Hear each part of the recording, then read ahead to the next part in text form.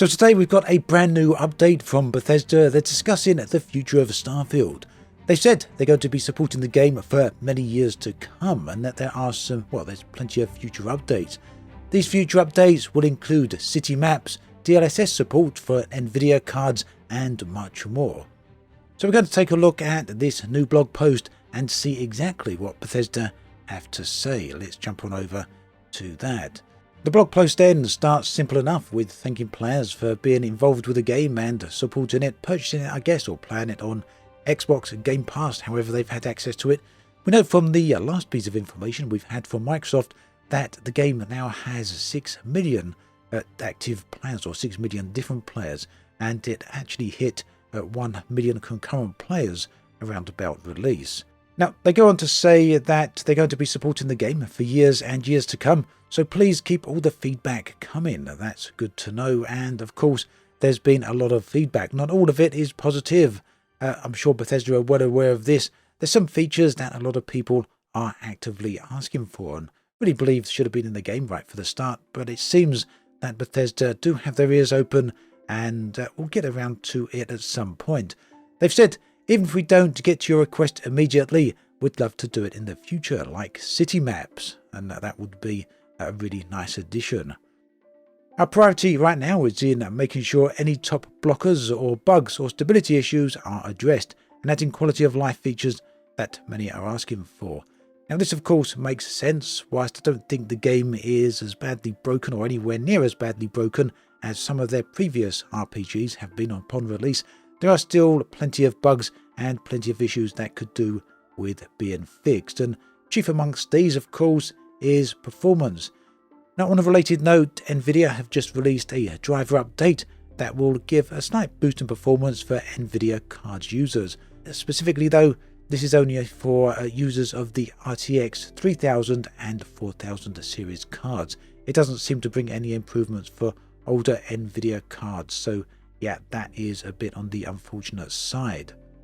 Going back to Bethesda's list here though, this first update is a small hotfix targeted at a few, and sorry if my throat's a bit funny here and voice, I've actually coming down with a bit of a cold, so it's probably causing me to sound a little bit rough. Anyway, this first update is a small hotfix targeted at a few top issues we're seeing. After that, expect a regular interval of updates that have top community requested features. And these include the brightness and contrast controls, very strange they weren't in from the start. HDR calibration menu, again strange they weren't in from the start, but nice to see that Bethesda are looking at these. An FOV slider, if you're on a PC you can modify the field of view through the INI files if you're willing to mess around with the game files a little bit, but it'd be very nice to have this built into the game. They're also going to introduce Nvidia DLSS support for PC. This is going to be a very big deal and should see some significant frame rate boosts for PC players who happen to have Nvidia graphics cards. 32 by 9 ultra wide monitor support for the PC. Now I play on a 21 by 9 monitor and that does have support. 32 by 9 is much wider than my monitor. I didn't realise it didn't currently have support for that, so nice to see that. And the other one is just a very small quality of life update, which is an eat button for food. So we're working closely with Nvidia. They go on to say AMD and Intel driver support, and each update will include new stability and performance improvements. I think that's perhaps one of the biggest issues the game currently has. Aside from some of the gameplay issues people are pointing out, I think one of the major issues a lot of people have is problems with performance. And I've even heard people running RTX 3080 Ti's are not getting ideal performance. I'm not sure about higher spec graphics cards. I've got an RTX 4090 myself, and in some of the areas I'm getting around about 70 frames per second running at 4K ultra settings. Kind of comparable really to top resolution and top settings on Cyberpunk. And I would have thought that Cyberpunk is more of a demanding game than Starfield, but I haven't sat down to do any actual hardware comparisons. But if you are interested in hardware performance issues and all that lot, it's always well worth checking out the Digital Foundry, and they've put up a few Starfield related videos over the past few days, so I will link those in the video description actually, so if you want to check those out, do take a look. Finally, towards the end of the blog post here, they go on to say, additionally, we're working on our built-in mod support creations that will work across all platforms, similar to what we've done with Skyrim and Fallout 4. This fuller support is planned to launch early next year. I would guess around about March maybe, but they haven't narrowed down any dates yet.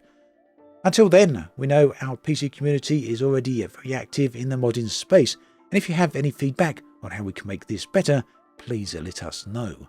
Modding and creating in our games will always be a vital part and important part of who we are, and we love seeing the community get off to such a strong start. I do believe at this point there's probably a few thousand mods for Starfield on Nexus Mods. Some of these mods are very useful functionality work-wise, and some of them are actually a lot of fun as well. So yeah, those are also worth checking out, and I'll be doing some videos on them over the coming days. Keep an eye out for that. But that's a very short video today. Like I say, I'm feeling a little bit rough, so we'll be keeping this one short, but it's a great update nonetheless. Let me know what you think about all of this yourselves. Are you looking forward to the addition of city maps? Are you looking forward to DLSS support? And what's your thoughts on performance in general when it comes to Starfield? Do you think some driver support might be the ticket that we need? Or do you think it's more fundamental issues and largely to do with the way the game has been optimized itself? Let me know in the comment section. As always, thanks for watching, and I'll catch you guys and girls next time.